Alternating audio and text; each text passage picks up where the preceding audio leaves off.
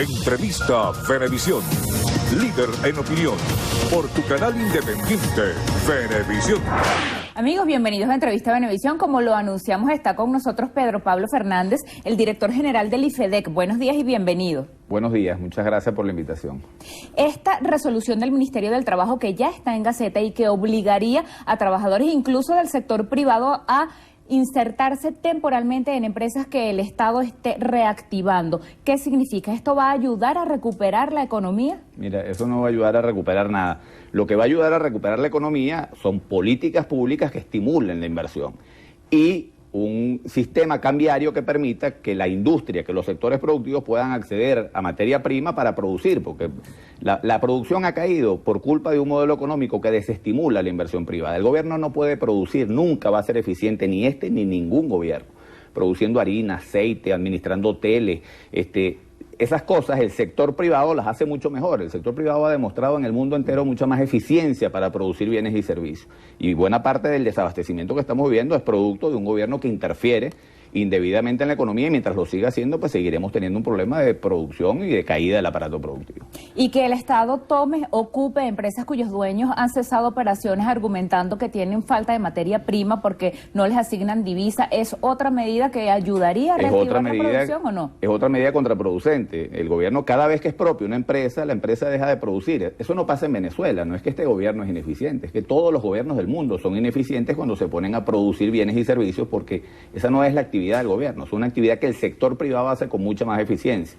Entonces, lo que tiene que hacer el gobierno es garantizar el acceso de la industria, de los productores a materia prima. Casi todo lo que se produce en Venezuela requiere materia prima importada. Lo que está pasando es que no tienen dólares. Tú tienes que establecer un mecanismo cambiario que permita que todo el que produzca sepa que va a tener acceso a los dólares que necesite para importar materia prima, producir, y eso es indispensable. Aquí se está perdiendo empleo.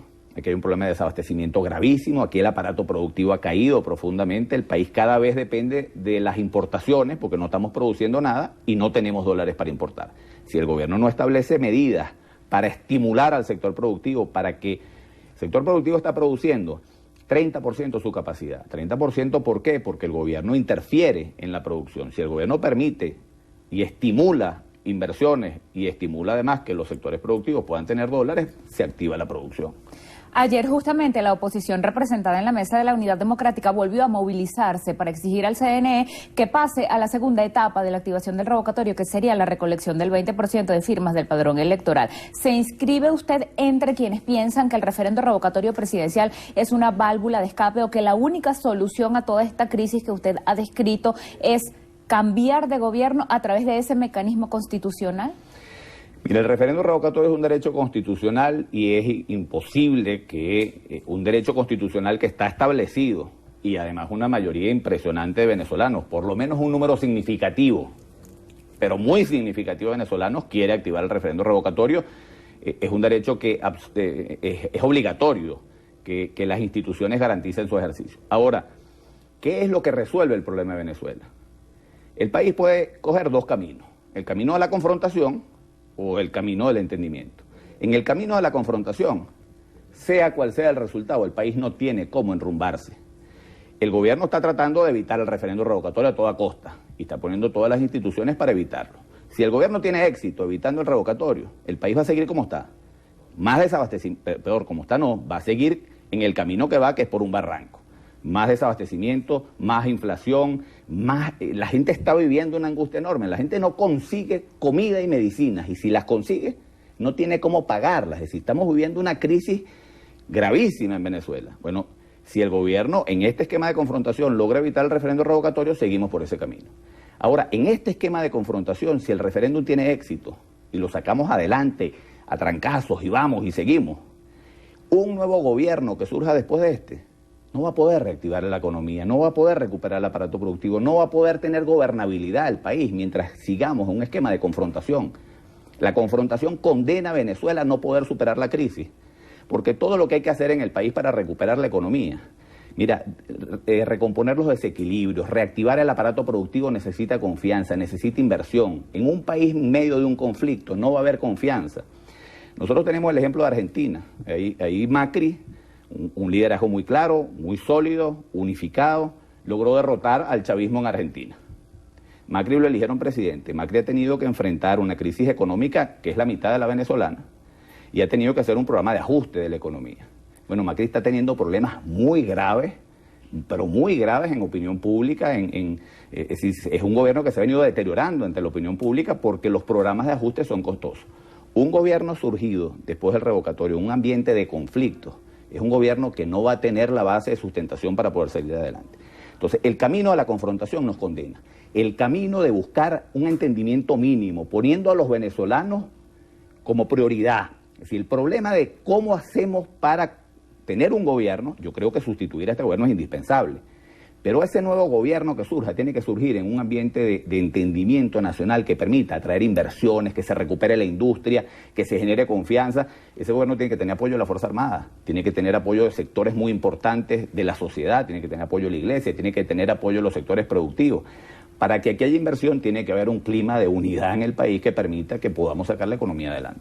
¿Qué implicaría cancelar a la Mesa de la Unidad Democrática como partido político, así como lo solicitó el alcalde de Libertador, Jorge Rodríguez? Yo creo que esas son las mismas cosas que van destinados a seguir profundizando un esquema de confrontación inútil. Y yo repito, a mí me desespera ver un liderazgo político que empeñado en confrontar y en confrontar y en confrontar sin prever que la confrontación de repente puede producir resultados en el corto plazo, pero el país no es viable en un esquema de confrontación, sobre todo con la crisis económica que tenemos. Estas medidas lo que buscan es más confrontación política. La agenda del país se reduce a los temas políticos. Yo no sé si permanentemente es el tema de la confrontación política. ¿Cuándo resolvemos el problema de una gente que está haciendo colas desde la madrugada y después de horas de cola llega y no se lleva nada, o porque no lo puede pagar, o porque no hay? ¿Cuándo atendemos ese problema que tiene que ser el problema prioritario? Y el diálogo como alternativa a esa confrontación se enfría. El Vaticano ha dicho que no ha recibido invitación formal a ejercer el papel de facilitador. Human Rights Watch habla de 21 detenidos por motivaciones políticas entre mayo y junio. Entonces que el diálogo está condenado, ha estado siempre condenado al fracaso. Aquí nunca ha habido diálogo, nunca ha habido voluntad de diálogo. El gobierno no tiene voluntad de diálogo porque se empeña en permanecer a toda costa en el poder y en mantener un modelo económico absolutamente fracasado. Y del otro lado tampoco ha habido en muchas oportunidades una voluntad sincera de diálogo. Cuando yo recibí la noticia de que el Vaticano aceptaba ser mediador, a mí me llamó mucho la atención. Dije, ¿cómo el Vaticano se va a meter esto cuando yo no percibo ninguna voluntad de diálogo entre las partes? El Vaticano en eso es muy cuidadoso. El Vaticano participó 3 años en un proceso de negociaciones entre Cuba y Estados Unidos, mucho más de 3 años. Negociaciones que no eran del conocimiento de la opinión pública, trabajando mecanismos de encuentro y puntos donde pudieran ponerse de acuerdo. Yo no veo en Venezuela puntos en los cuales nos podamos poner de acuerdo. Perdón, sí veo puntos en los que nos podemos poner de acuerdo, lo que no veo es la voluntad. Recientemente, luego del ataque del que fue víctima su padre, usted decía que la confrontación política no permite solucionar nada. Dirigiendo usted el ICEDEC, que es un centro internacional de políticas públicas con basamento en ideas de humanismo cristiano, ¿qué propone?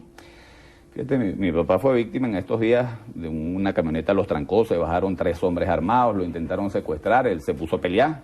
Por cierto que cuando le reclamamos porque había peleado, que lo pudieron haber matado, él dijo, yo tengo 75 años, si me matan no pasa nada, a mí no me van a amarrar, a mí no me van a humillar, a mí no me van a tirar en un cuarto, eso no me lo van a hacer. A mí me matan primero, pero a mí no me van a humillar, y la verdad es que no tengo más remedio que darle la razón, más allá de la angustia que nos generó todo eso. El país está viviendo una crisis gravísima, y es una crisis de valores. Nosotros, que dirigimos un centro orientado hacia el humanismo cristiano, al país le hace falta rescatar los valores. El país necesita, por cierto, una fuerza que impulse valores del humanismo cristiano, los valores de la doctrina social de la Iglesia, que defiende principalmente el respeto a la dignidad de la persona humana. Este es un gobierno que con su orientación socialista pone al hombre al servicio del Estado. El capitalismo, por cierto, pone al hombre al servicio de la economía. Nosotros queremos promover en Venezuela un movimiento político, una fuerza política que se oriente hacia la persona humana, que ponga todo en función del hombre, la economía, la política, la tecnología, las políticas públicas en función del respeto a la dignidad de la persona humana. Qué importante con la crisis económica y social que está viviendo el país, que haya un gobierno que entienda que lo importante es la persona, las personas, los seres humanos, que desarrolle una política social, no dirigida a ser a la gente dependiente del Estado por unas dádivas, sino una política social que ayude a formar, a capacitar, a darle a la gente las herramientas para que logre superar la pobreza, que desarrolle una economía que genere empleo, pero que además ayude a la gente a capacitarla para poder ocupar esos empleos y poder superar la pobreza. Venezuela necesita recuperar los valores. La crisis de valores en Venezuela es la crisis más importante para superar. Gracias por esta conversación. Muchas gracias a ti. Despedimos entrevista a Venevisión con Pedro Pablo Fernández, director general del IFEDEC. Gregorio. Muchísimas gracias, Lirio. Amigas y amigos, hasta aquí la presente emisión de su noticiero Venevisión. Gracias por acompañarnos, que tengan todos un excelente día. Y recuerden, Noticiero Venevisión, Canal 4 reporta. Ustedes deciden. Fuerte abrazo.